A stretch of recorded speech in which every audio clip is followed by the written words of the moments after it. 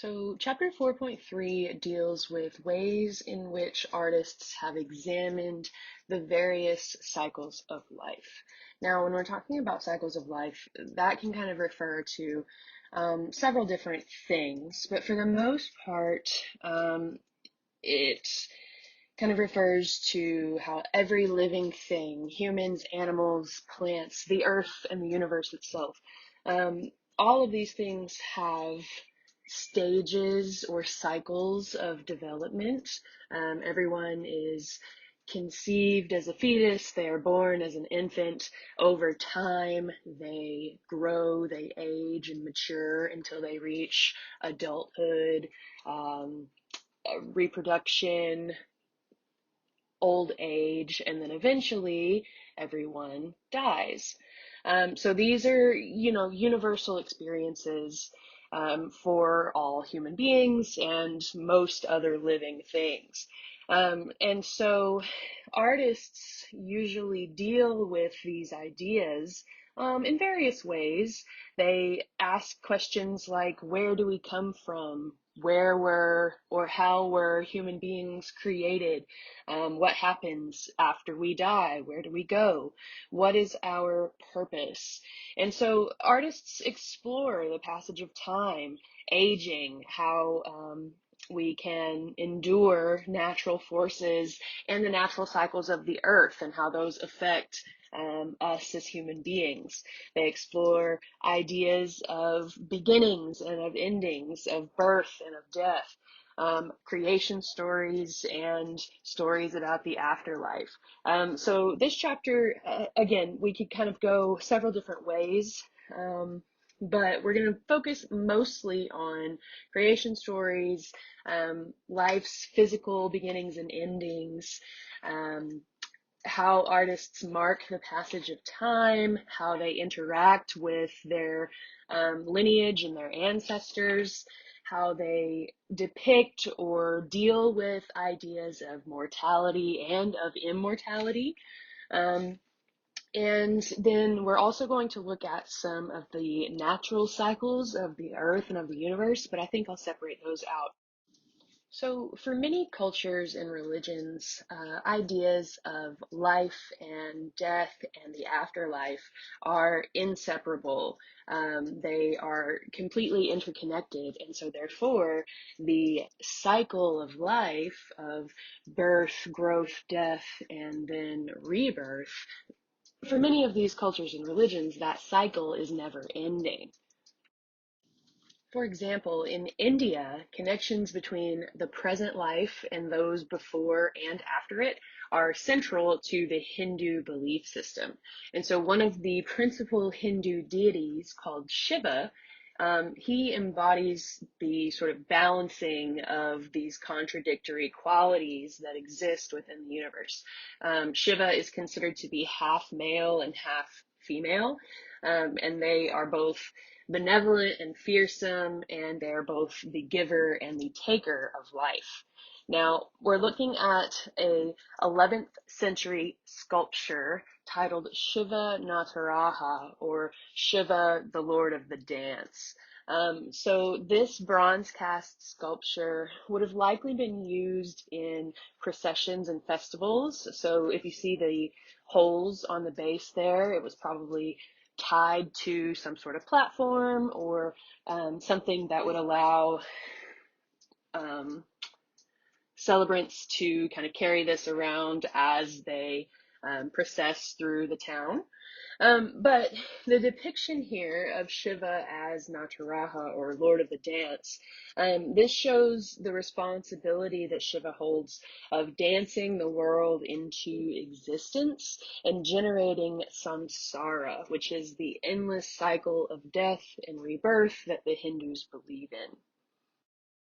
So here Shiva is shown dancing within the orb of the sun.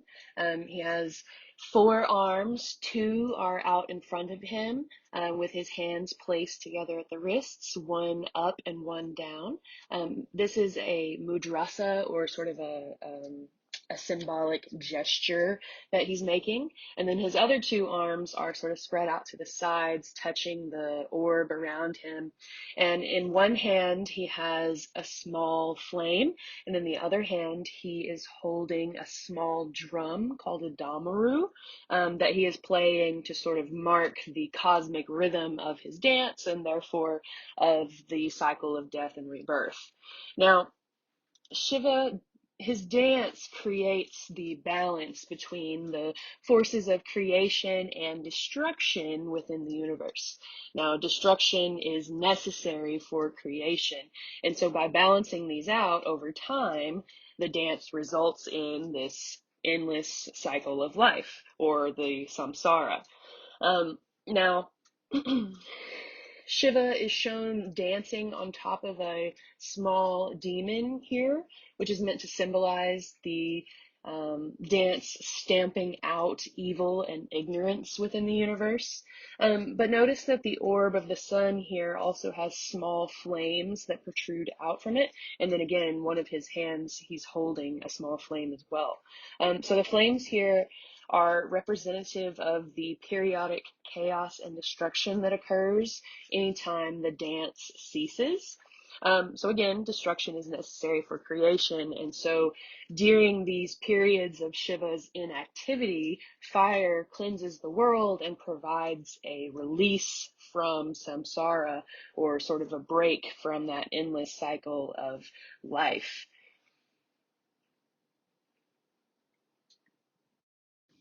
Now, again, a sculpture like this would have been used in ceremonies and processions.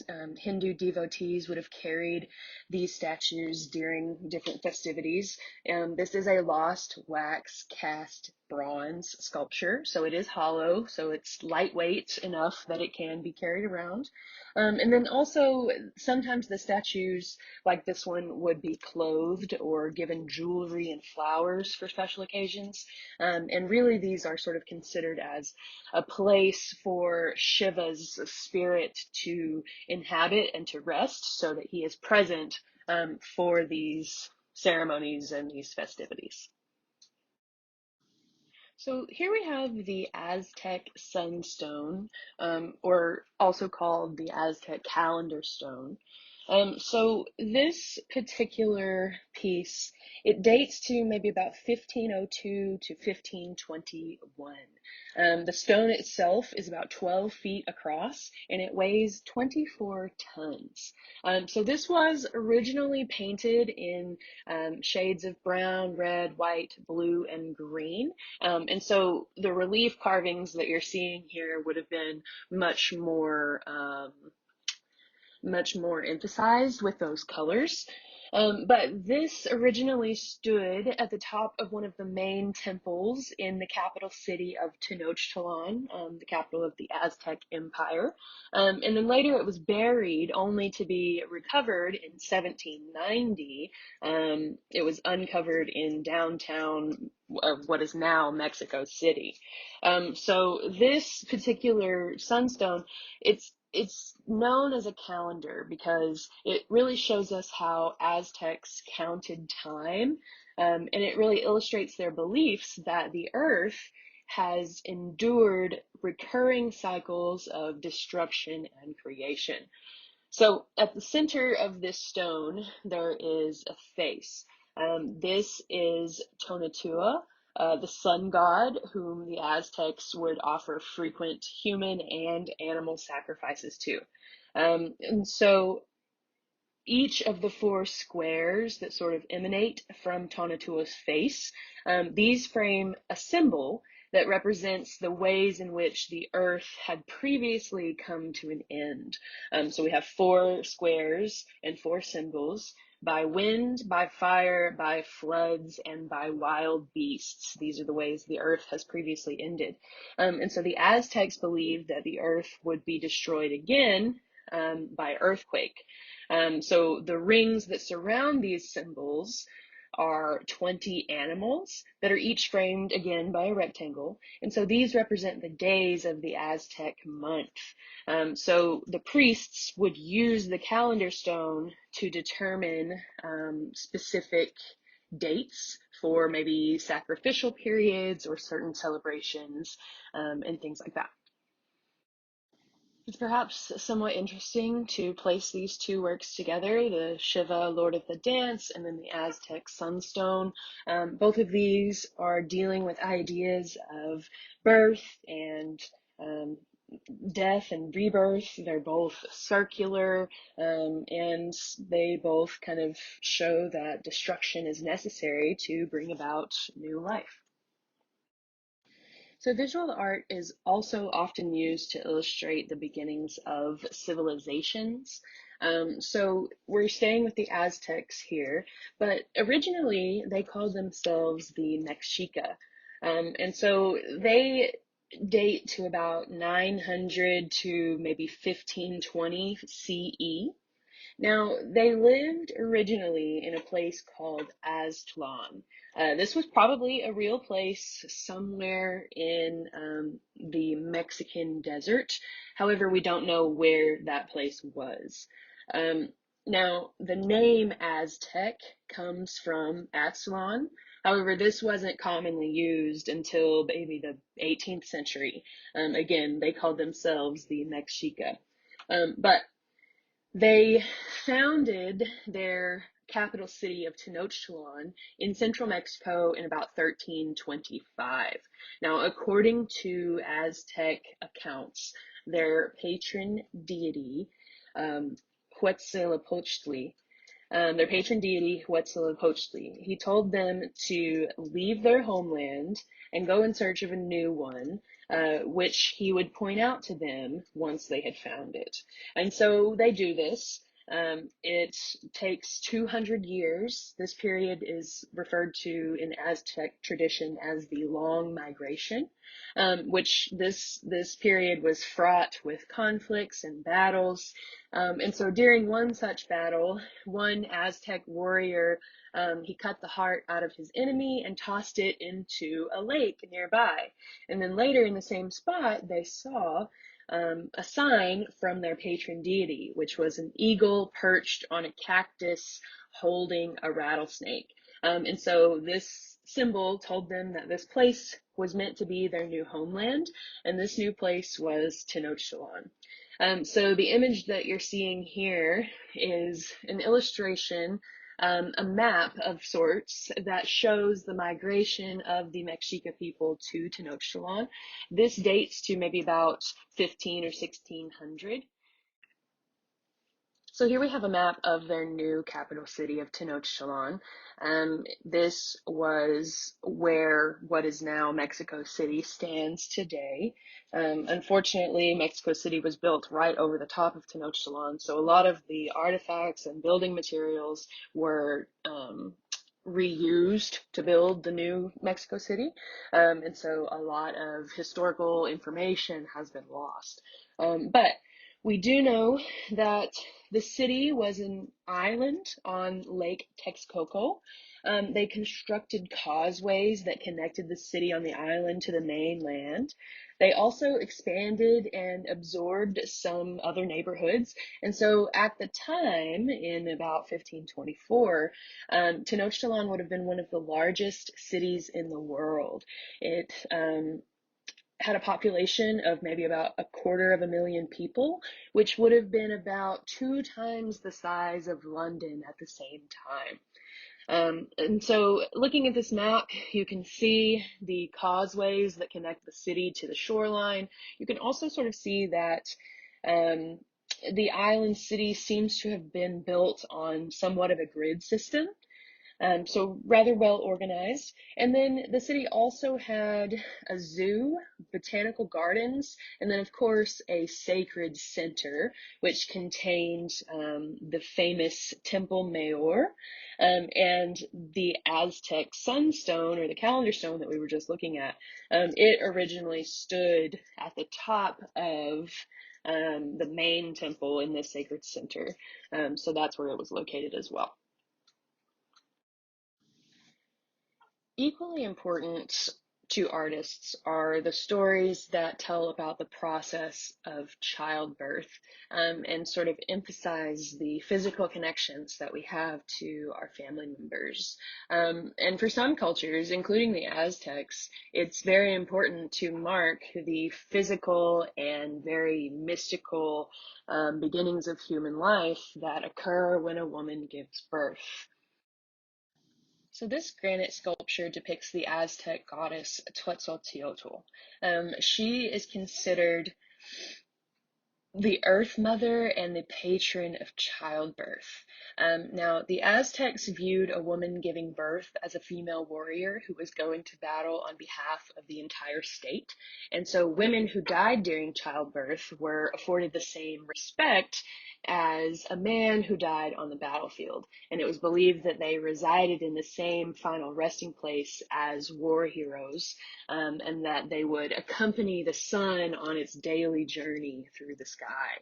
And so Quetzalcoatl here is representative of all these women as the Earth Mother and the patron of all childbirth.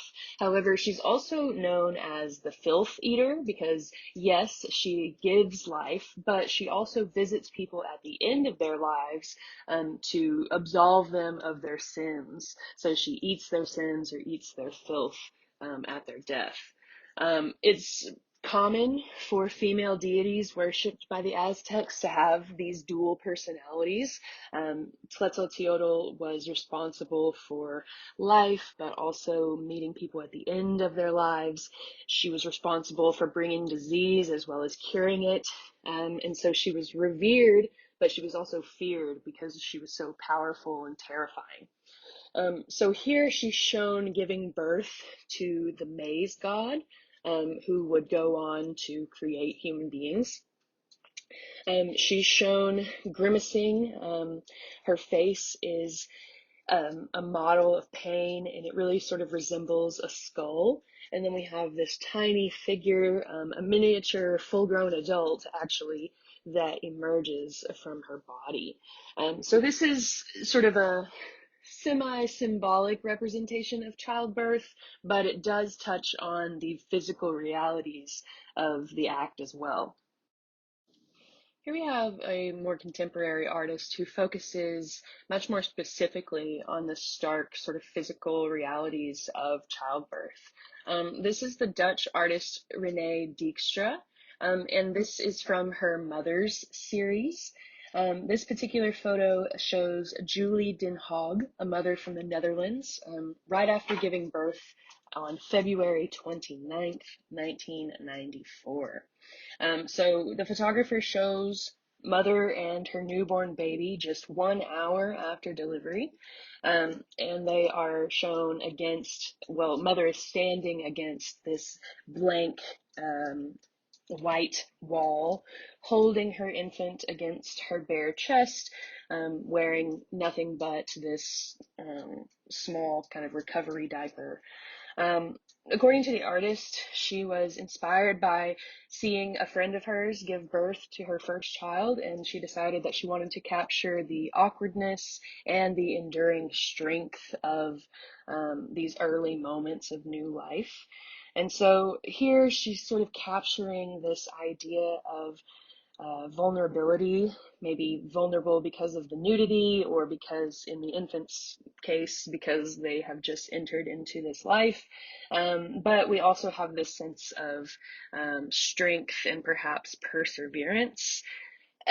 Although we still get this sense of the physical kind of trauma, I suppose, and the psychological trauma, I would say, because the mother seems to be, physically exhausted and perhaps even a bit shocked, maybe a little bit kind of dazed here.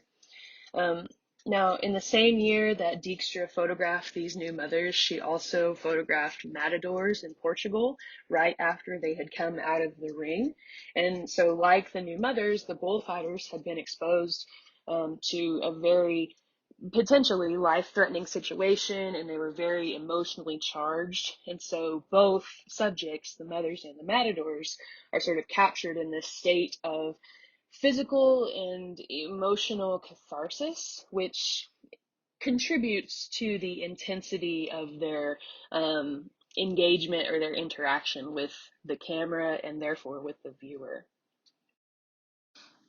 So, the invention of time and the ways in which humanity marks the passage of time have been very important to understanding the cycles that we experience in nature and in life.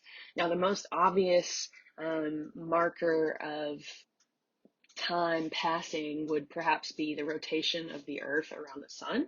And we have sort of a standard understanding of time today, but throughout histories, different cultures have used different, rather diverse systems. Some of them were linear, others emphasized kind of a cyclical nature or recurring simultaneous moments. But in various ways, artists kind of incorporate this idea of marking the passage of time in their works. We already looked at the Aztec calendar stone, but sort of similar to a calendar, we have these medieval books titled or referred to as books of hours. These were used to track the months of the year and the times of the day, although they also typically included dates of church feasts, saints' days, certain prayers and devotional texts, things like that. So here we're looking at 3 pages from a very famous French illuminated manuscript titled Très Riches Heures, or the very sumptuous or rich hours of Duke Berry, or the Duke of Berry. So this was created in the Middle Ages by the Limbourg brothers. These were 3 brothers from Limbourg who were very young but very successful illuminated manuscript makers. So this particular book of hours, again, it includes dates of church feasts and saints' days and prayers and things. But each of the months also includes a narrative scene that depicts the Duke and his court and the peasants that are under his rule in a different setting around his castle or within the surrounding land. So we have July, the month of July on the left here. We have the chateau in the background with a drawbridge, and then in the foreground we have some harvesters reaping wheat, or excuse me, I suppose the harvesters are in the middle ground, and in the foreground we have these shepherds shearing their sheep. So July, these are all kind of summertime activities. Then in the middle, we have the month of August. So again, the chateau in the background. Then we have peasants harvesting and bathing while aristocrats are hunting and hawking. And then lastly, we have September. Again, the chateau in the background. Always a reminder of the Duke of Berry and his rulership over these lands. But then we have grapes being harvested to make the region's famous wine. And then across the top of all 3 of these pages, we have a semicircle, excuse me. And this is showing the solar chariot with the sun god Phoebus at its appropriate spot for the time of year that these pages are representative of. And it also includes the relevant signs and degrees of the zodiac. So here you can see Cancer, Leo, Virgo, and Libra. So this is not only a nice example of how these medieval manuscript illuminators kind of depict the different seasons and kind of passage of time, but it also makes for a nice comparison between the social classes and how the upper class duke and aristocrats kind of live their lives versus how these lower class, poor, impoverished peasants lived theirs. Here are just a couple more pages. We have February and January here. So February is on the left. We have this winter scene of peasants. This is perhaps the chateau, or at least the village, in the background. Here, peasants huddle within their home. The woman pulls her skirt up to allow the warmth from the fire to reach her skin. Um, the peasants seem to have somewhat of a hard life, but they don't seem too troubled by it. But here in January, roughly, the same season, we have the Duke of Berry seated at this feast table with all of these aristocrats and having a grand time. They have a surplus of food, whereas the peasants have very little. The Duke has so much that here the dog is getting scraps from the table, and then here's a smaller dog that's just eating straight from the table. So first, on the top left, we have childhood. So this golden boat emerges from a very dark cave, sort of giving ideas of a mysterious earthly source of life, but also thinking maybe about how the womb is the source of human life, physically. But this happy little infant is reaching out from within the boat, sort of reaching out to the world in wonder and, giving us this sense of naivety, perhaps. There's a very rosy lighting, and the landscape is a very fertile, kind of beautiful scene. And then we can also see this angelic figure that is guiding the boat forward. So the infant is new in the world and cannot yet care for himself. And so here is his guardian angel kind of leading him along. Next, on the lower left, we have youth. So now it is a little bit later in the day. And a little bit later in time, the infant has grown into a young boy, and he is starting to take control of the boat himself. So he's starting to take control of his own life. Although he's still naive, he's still young, because he seems to be oblivious of the increasing turbulence of the river. He's very boldly sort of striking out towards this kind of mystical aerial castle in the distance, which is meant to be symbolic of adolescent ambition for fame and for glory. Third, at the top right, we have manhood. So now our character has reached young adulthood or maturity, and he is captaining his own boat. However, notice the landscape is much more harsh. The water of the river is very turbulent. He seems to be approaching some rocky rapids. Nature's fury and maybe his own kind of inner demons are, really bothering him. He's wrestling with them. He's wrestling with the plague of self-doubt that he is maybe losing control over his own life. And if you notice, the guardian angel is now quite far away. So in the first canvas, childhood, our angel is very close. During youth, the angel is still within relatively close proximity, although he's backed off somewhat. Now, in manhood, our angel is very far away, kind of watching from above within these dark clouds, sort of implying that man is on his own now, and he's hurtling towards these violent rapids. Perhaps divine intervention could save him, but will it? We don't know. And then finally, on the bottom right, we reach the end with old age. Our river of life has reached the ocean of eternity, and our man floats outwards into the sea on his broken vessel.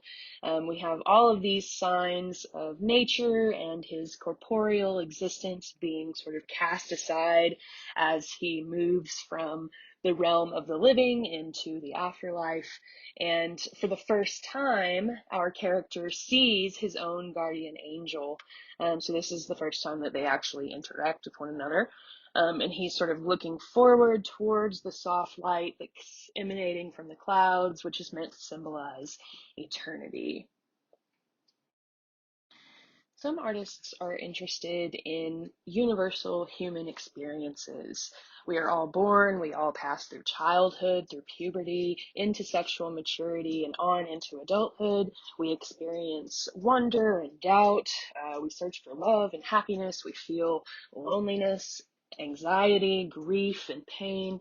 And so some artists try to explore these very universal experiences within their works. And so here we have Thomas Cole, and he was a landscape painter who was very intent on using these landscape scenes to communicate these universal truths about, again, human existence, but also about religious faith and about the natural world. And so these four canvases, these are oil painted canvases. They are four works in a series titled The Voyage of Life.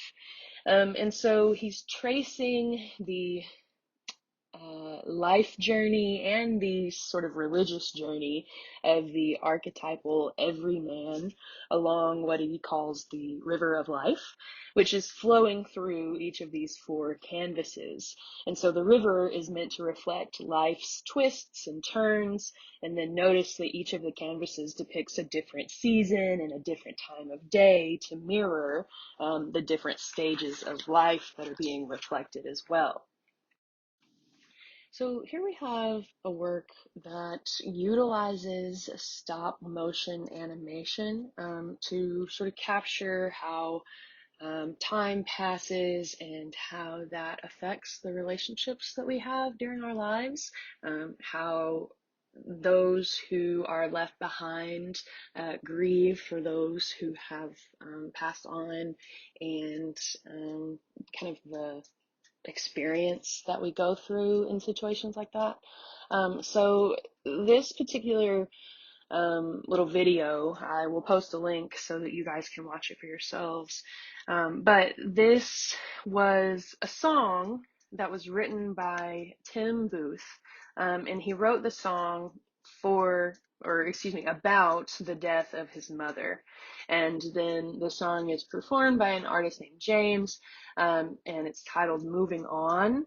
And the stop motion music video was made by an artist named Anseli Henderson. So stop motion animation is also known as stop frame animation. Commonly it uses clay, so sometimes called claymation. Although in this particular video they use wool or string. But the technique is to move the object in small increments between individually photographed frames. And so then when you run those frames together, it creates the illusion of continuous movement. Um, so well, when you watch the film, I think you'll see what a nice sort of representation of the passage of time that this film is. And, you know, really listen to the lyrics. These are pretty poignant as well, I think. So one of the most common wishes that humans make is to speak to those who are no longer here with us, to be able to ask advice or ask for guidance, to just sit down and chat with the people that we've lost and compare our experiences, or just tell them about what we have become since they have been gone. Tell them that we miss them and kind of explain or answer questions or ask questions. And so here we have a work by the artist Meta Warrick Fuller that kind of deals with this idea. This work is titled Talking Skull.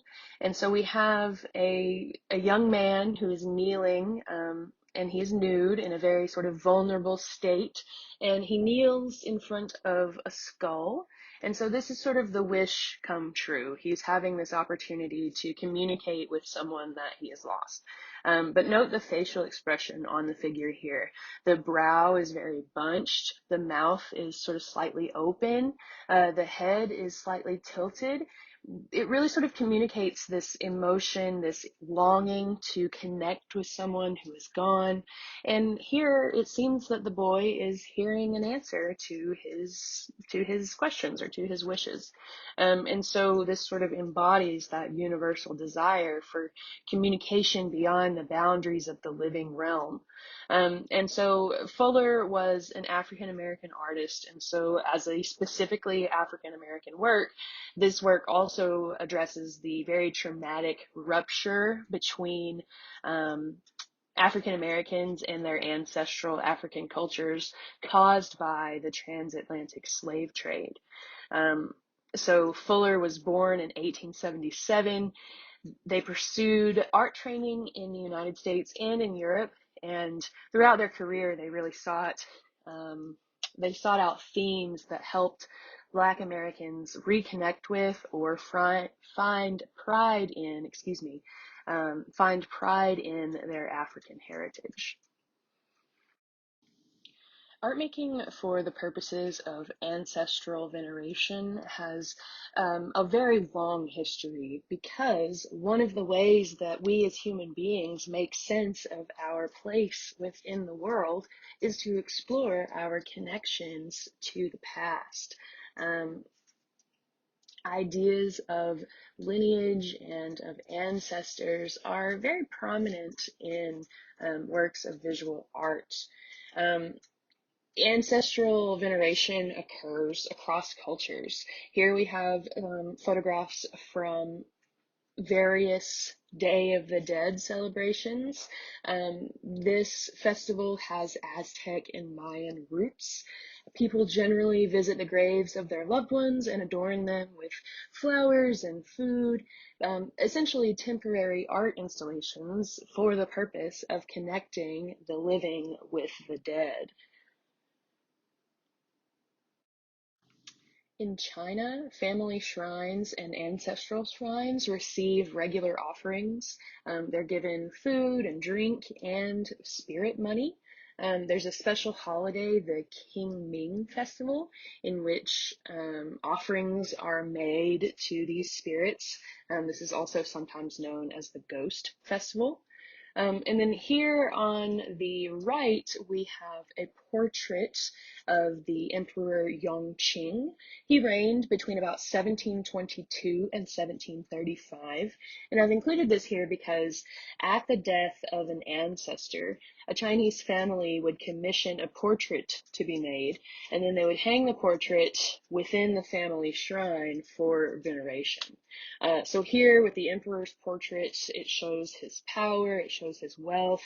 He's seated on this gilded throne and dressed in rich textiles.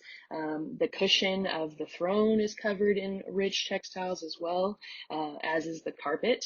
There are dragons stitched into the designs on his robe, which again are symbolic of his power. And so a portrait like this would be installed into an ancestor shrine, something similar to what's in the picture on the left. But then the descendants would burn incense and bow before the ancestors, asking them for protection and for guidance.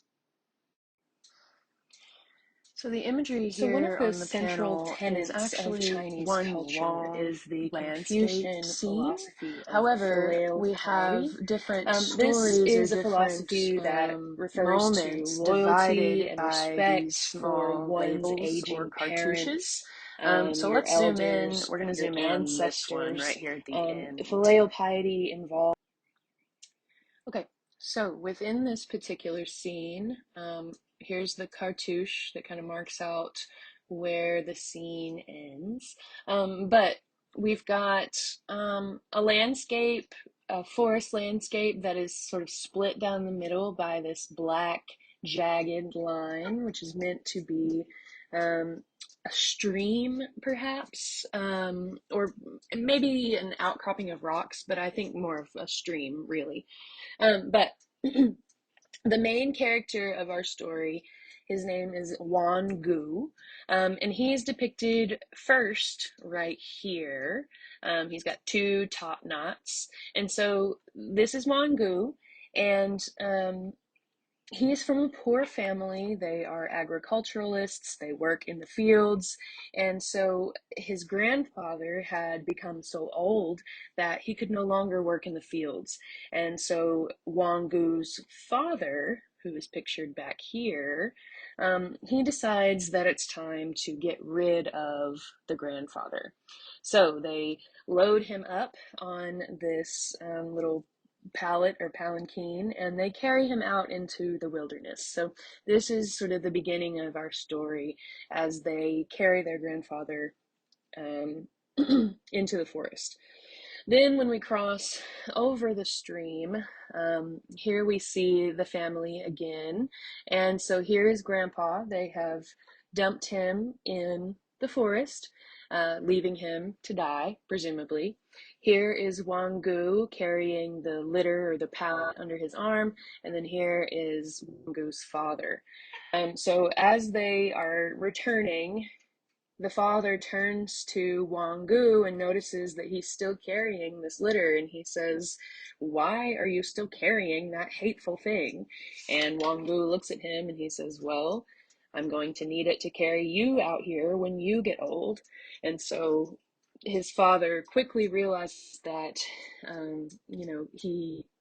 he has lost his filial piety, and he decides that come May, they must keep and care for their grandfather, and so they return and retrieve him and bring him back home.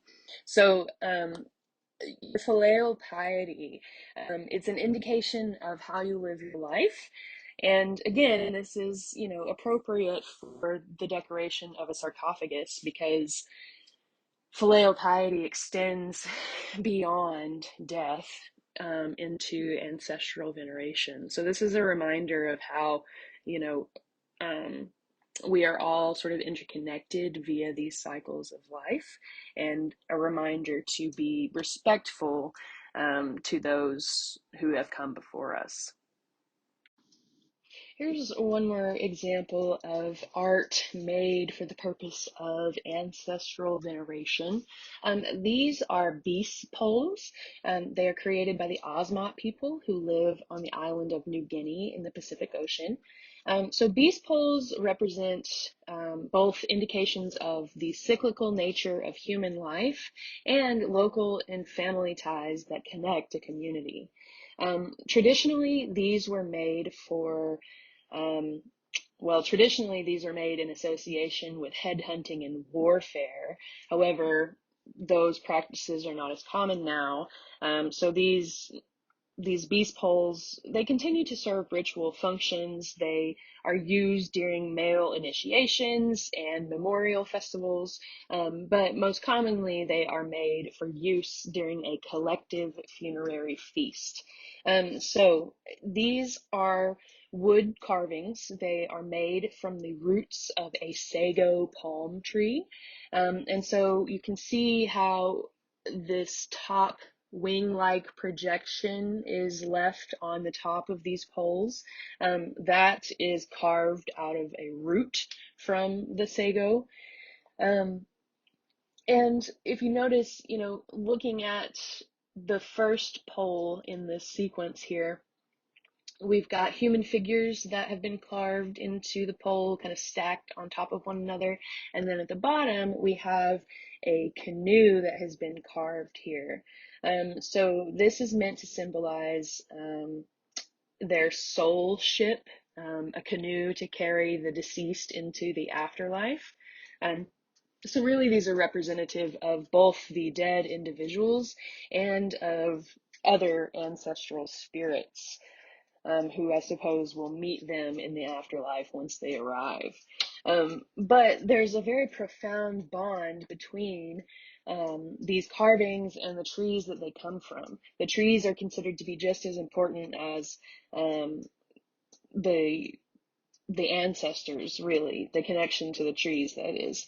And so once the beast pole has served its ritual function, it is returned to the grove of sago palms and it is left to decay. And so this process brings spiritual strength to the trees, but it also brings the necessary nutrients for the next generation of palm trees to grow within the grove. Human mortality is a very common subject that artists have explored for many centuries. One particular tradition that became very popular in the 17th century during the Northern Baroque period, particularly amongst Dutch artists, is a still life painting tradition known as vanitas paintings. So vanitas, it comes from the Italian meaning vanity, referring to excessive pride in or maybe excessive admiration of one's own worldly appearance or achievements or material possessions.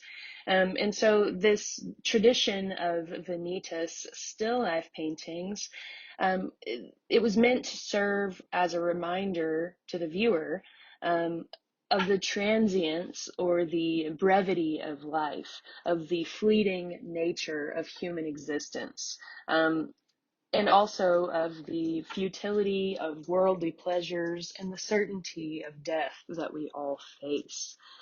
So oftentimes these still life paintings include memento mori imagery or symbolic imagery that is meant to remind us that we will die one day.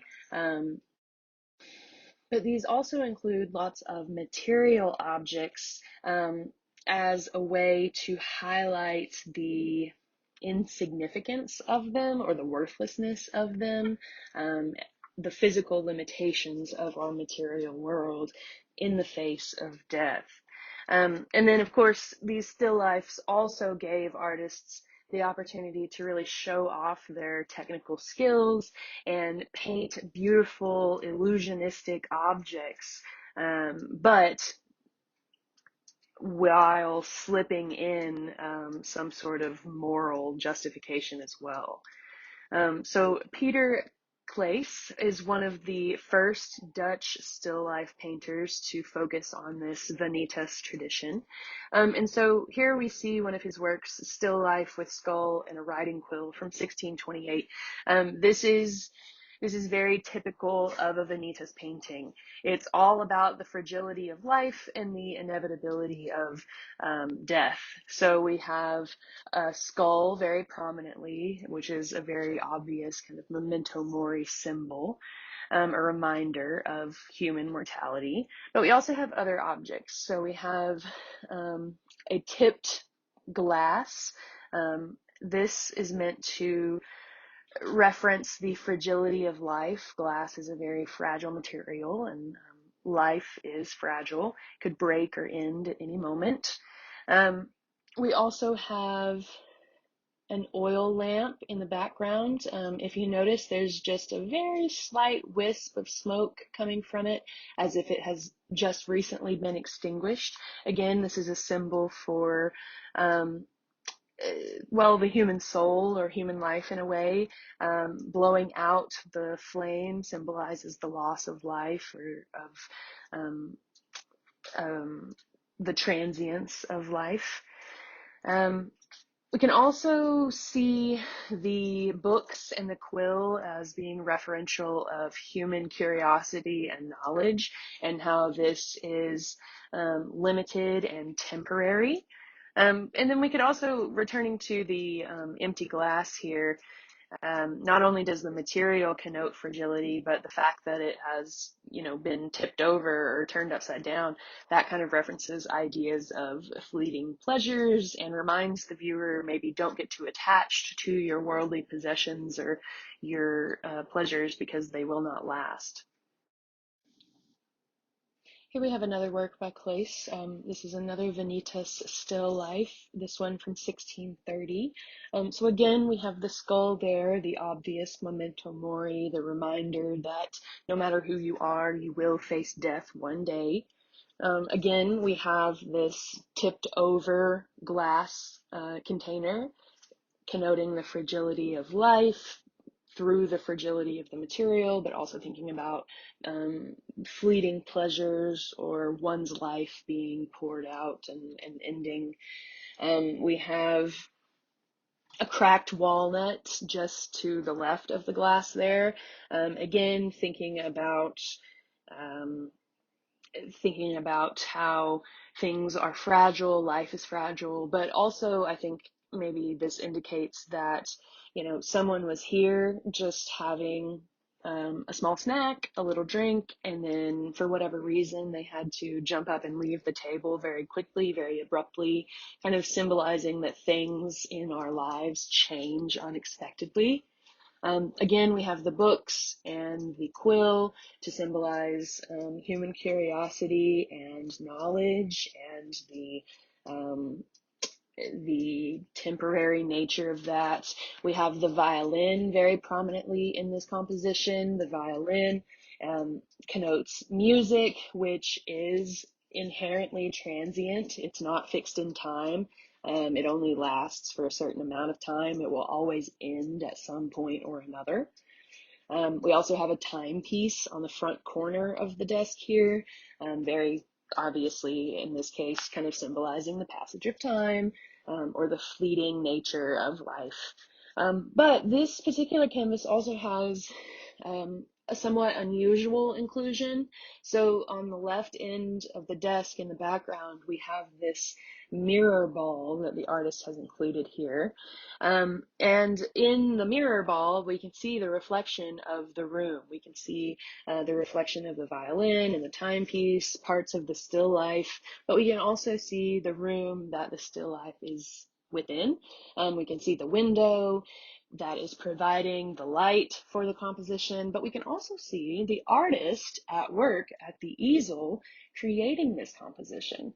And so the inclusion of the mirror ball and the reflection here, this is doing a couple things. One, it's providing the artist with a wonderful opportunity to show off their virtuosity, to show off their very technically skilled abilities in creating this reflective surface and these, distortions in the reflections that respond to the curve of the mirror ball. But it also serves as a challenge to death, because the whole point of a vanitas is that we will all die one day. Time will go on. We will be, we will be at the end of our lives, and eventually we will be forgotten because nothing lasts forever. However, by recording his own reflection in this mirror ball and showing his activity as a painter, he's sort of ensuring that he will live on through his work even after death. Now, in addition to this Vanitas tradition, we also have a Renaissance and Baroque tradition of depicting the nude goddess Venus looking at herself in a mirror. I've included this image on the right by Hans Memling, titled Vanity, from his series Earthly Vanity and Divine Salvation Panels.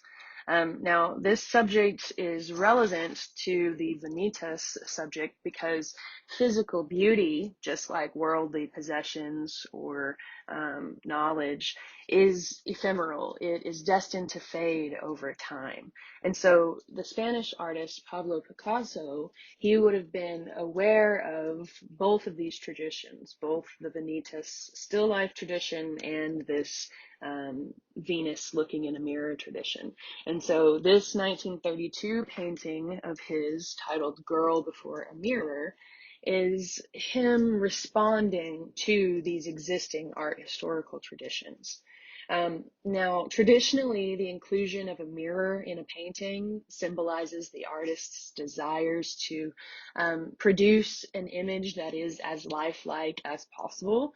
But Picasso was really more interested in abstraction, particularly Cubist abstraction, in which he breaks down forms and spaces into their most basic cubic or geometric parts. And so he has taken these themes and depicted them in a very modern way. We see a distorted woman gazing at herself in a elongated oval mirror. She reaches her arms out to place on either side of the mirror's frame, and the reflection that looks back at her is rather dark and chaotic. The head is maybe somewhat skull-like or mask-like, and perhaps this reflection is a prediction of her inevitable future. The woman is young and beautiful now, but one day she will be old and no longer beautiful. So in a way, the reflection is a memento mori, kind of reminding the woman and the viewer of the passage of time and how that is inevitable. And so here you have another more contemporary artist responding to these existing art historical traditions. Um, Here, the photorealist artist Audrey Flack is building pretty specifically on this Dutch Vanitas tradition. So this work from 1977 is titled Marilyn Vanitas, and she is commenting on human mortality in general, but also creating an homage to the American actress Marilyn Monroe. So we have a photograph on the right, which is reflected in the mirror that is included on the left. But our photograph shows a young Marilyn Monroe smiling brightly for the camera.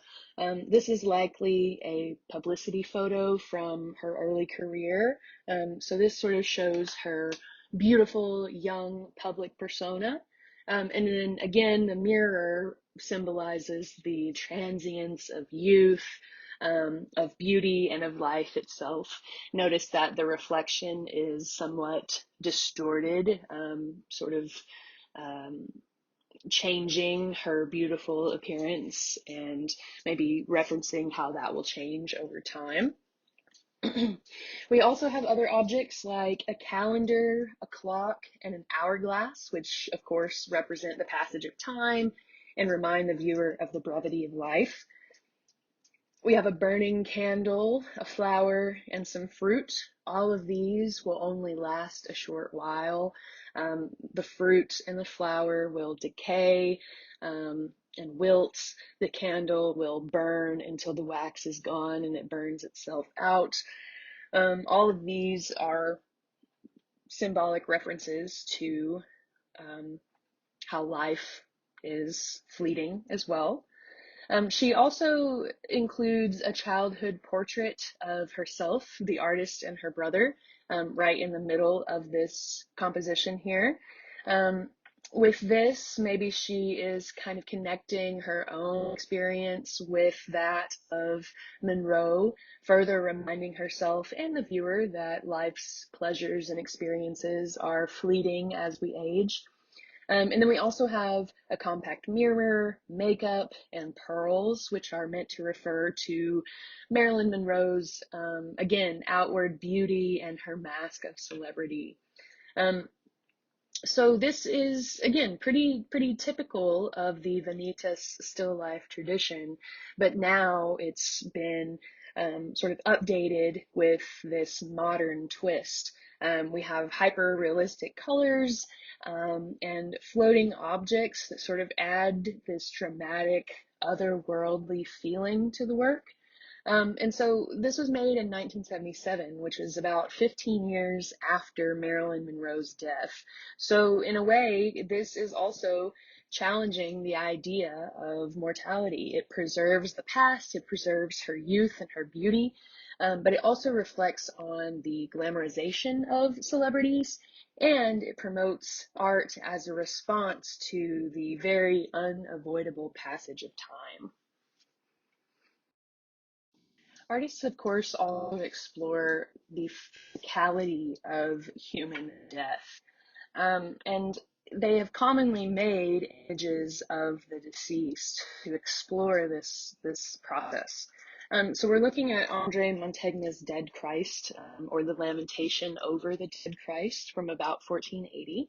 We've looked at this previously, discussed it in terms of foreshortening, but it's also a nice example of the physicality of the death of Christ's body here. Renaissance artists were very interested in depicting the damaged body of Christ after his crucifixion. And so the Lamentation is a scene in which his body has been removed from the cross and his family and friends and followers are lamenting or grieving over his maimed physical body. And so Mantegna here is um, really focusing directly and giving us an intimate view of the dead Christ here. We get this emphasis on the wounds and hands and feet, and also on the face, I think, how it's sort of calm, peaceful, and how his head kind of falls to one side slackly. And then we also have, of course, the emotional experience of those who are grieving, those who are left behind. And here we have a more contemporary example. This is Andres Serrano, and this photograph is titled The Morgue Gun Murder from 1992. So this is from a series of photographs that Serrano took in a morgue, in which the subjects are only identified by their manner of death. Now these are perhaps somewhat shocking. Humanity is much more detached from death now than we were in the past. People don't really die at home anymore. They die in hospitals or in hospice. We don't really keep or take images of the deceased anymore, and people are prepared by services by the funeral home, not by their family members for their funerals. So these photographs are, kind of visceral and challenging to the viewer because it's a little confrontational. We're not used to seeing death in such a close way like this. And then when we realize that, this is a person, someone who was living and is now dead via murder, we perhaps have a somewhat strong emotional response to that. Even though this is a person that we didn't know and who we will never know, we can relate to the experience of grief and of loss, and to this idea of mortality. Now, compositionally, this is somewhat similar to Mantegna's Dead Christ, except the feet point the opposite direction. We're looking down the body instead of up it. Um, it is a rather, formally beautiful image. It's quite aesthetically pleasing with the contrast of the dark background and the bright white body bag and bandages on the body. And we have kind of a strong lighting that increases the emotion and the drama. Um, and so even if the image isn't necessarily pleasant to us, we can still receive the very powerful message and kind of gain a deeper understanding about the subject. Here I want to show you a unique form of funerary art um, that is a sort of ritual process as well. So this occurs amongst the Bwende people. This is a subgroup of the Congo peoples who occupy the Democratic Republic of Congo and the Republic of Congo and other areas of Central Africa. But when an important man dies, he can undergo a type of mummification process that is known as Niambo. And so the two images here, this is the final object that is created through this process. Now I don't have the dimensions on the screen, but in the next image you'll see these in scale. These are over life size. So the deceased body is smoked and dried to remove all of the liquids. And from what I understand, this is overseen by the women of the community. But once the body is prepared, it is then wrapped in many layers of textiles. So first it's wrapped in crude, cheap materials such as raffia mats. And then as it kind of gets to the outer layers, it's wrapped in meters upon meters of brightly colored cloths. So the nicer textiles are closer to the surface. Um, a framework made of cane is placed around the figure to reinforce the shape and to create the limbs and the head. These are stuffed with grasses and cotton and then sewn shut. Um, and then the whole thing is bundled together with a red fabric blanket. So for the Congo peoples, red is a color associated with the mediating powers of the dead. Um, and so these resulting figures, again, these are over life size, usually about 8 to 9 feet tall. These are considered to be intermediaries between the living and the deceased, or the spirits of the dead. And so the makers of these Niambo figures, they studied the corpse of the deceased very carefully and noted things like tattoos, scarification, filed teeth, anything individualizing, because overall these are symbolic portraits. So they want to be able to decorate the exterior in a way that helps to identify who it is. Um, so this was a practice that really flourished in the late 19th and early 20th centuries. Um, and so here you can see a few photographs of these Niambo figures in procession. So this gives you an idea of scale. You can see the figures next to human beings. But how are these used? Well, Wende funerals are rather lively events. They include lots of dancing and lots of singing. And that is even more true if a Niambo is present at a funeral. Dancing will take place for a number of successive nights in and around the village. And then on the day of interment, all the dancing stops.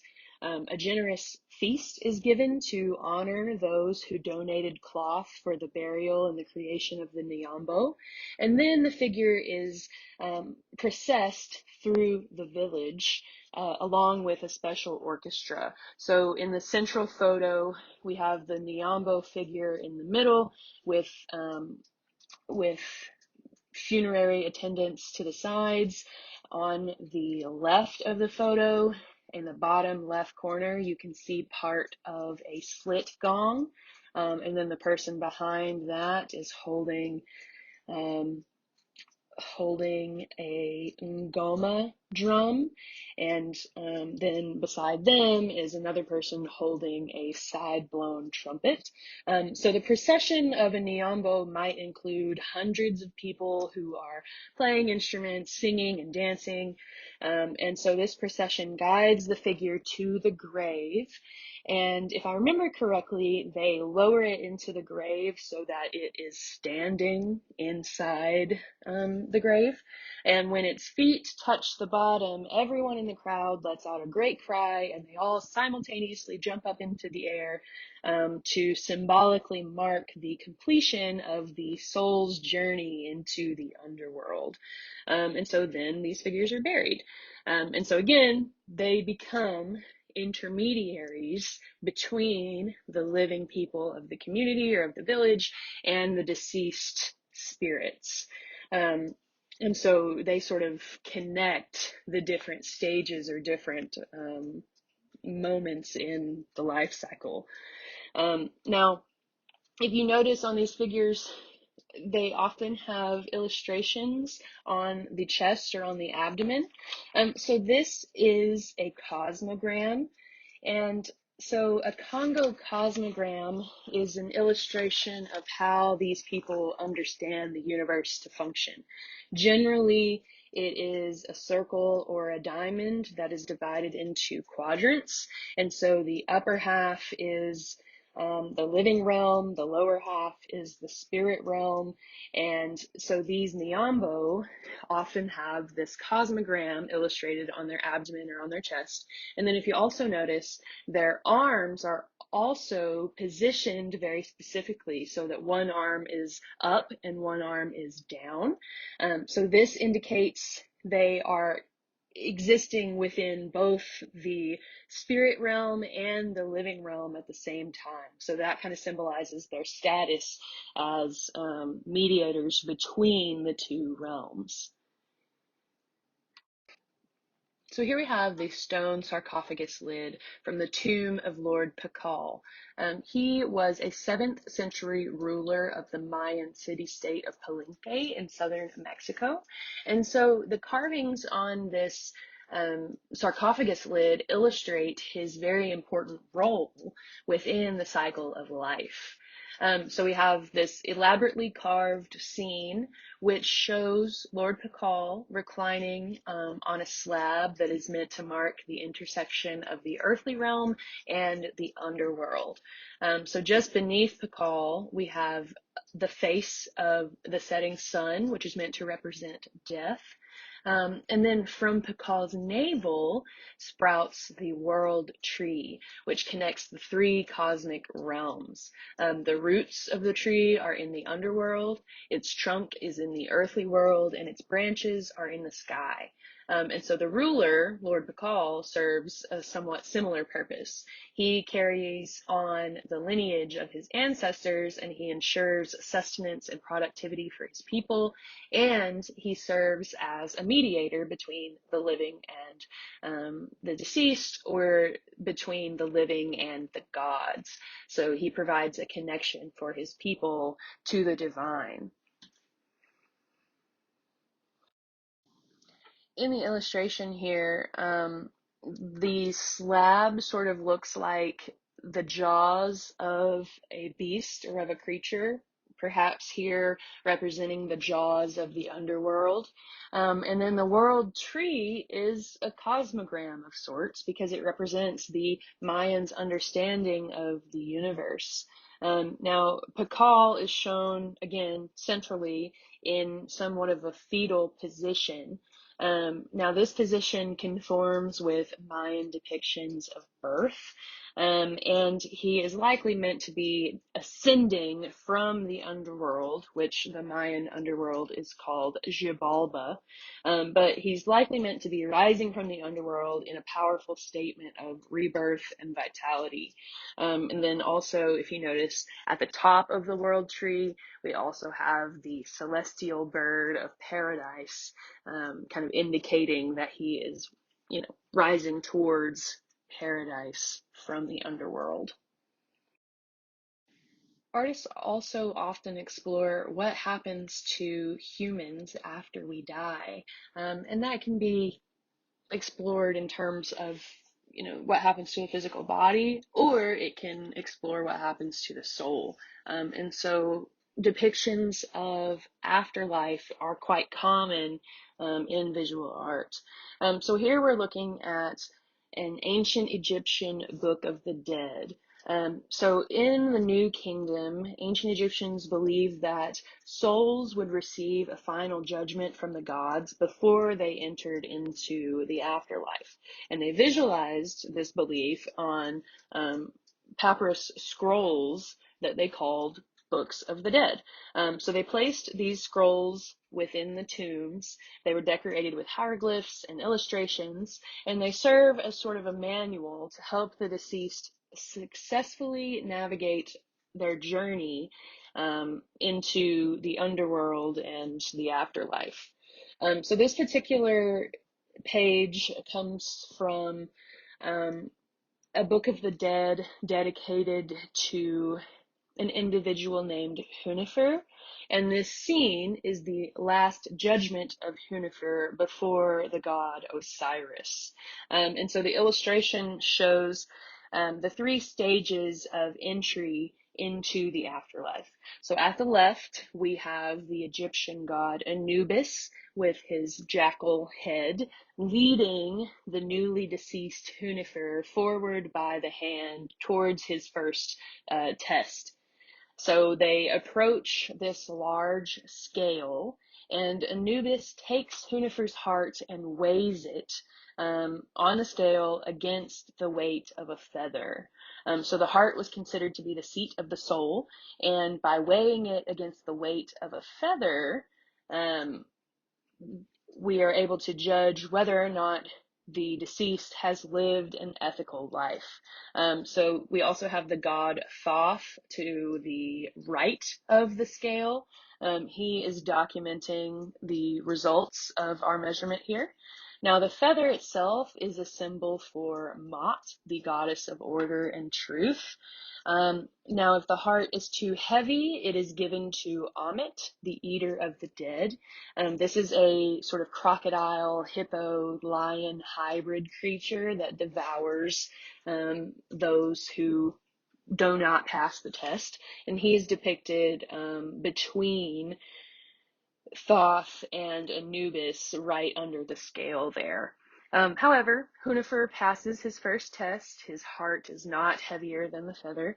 Therefore, the god Horus, with his falcon head, leads him to the next stage, where he will stand before Osiris, the ruler of the afterlife.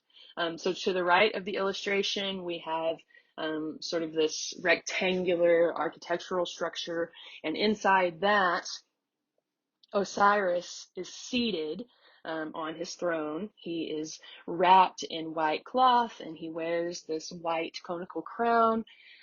This is symbolic of his role as god of the afterlife. He sort of resembles a mummified figure.